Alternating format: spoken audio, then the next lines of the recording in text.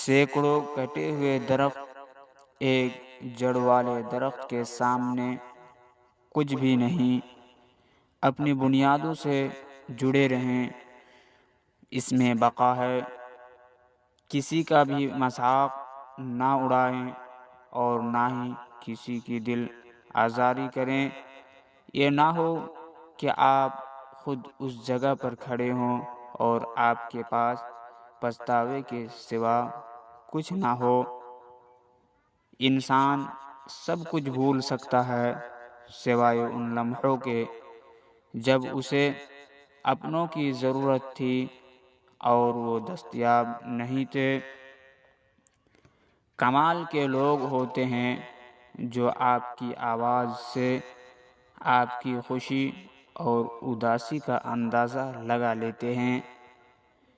ایک حد تک درد سہنے کے بعد انسان خاموش ہو جاتا ہے، پھر نہ کسی سے شکایت کرتا ہے اور نہ ہی کسی سے امید رکھتا ہے۔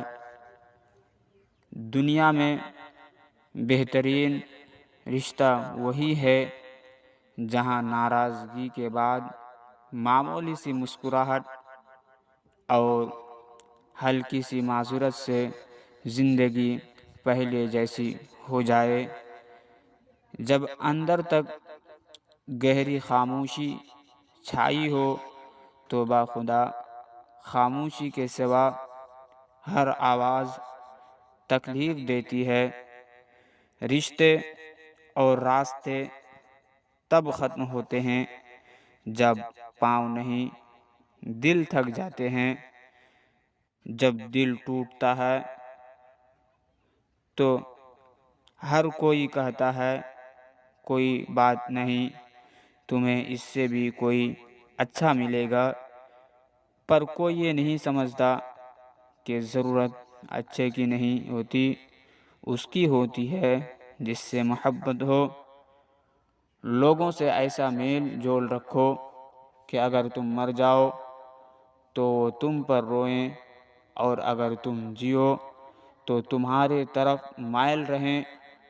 کسی انسان کو دکھ دینا اتنا آسان ہے جیسے سمندر میں پتھر پھینکنا، مگر یہ کوئی نہیں جانتا کہ وہ پتھر کتنی گہرائی میں گیا ہے۔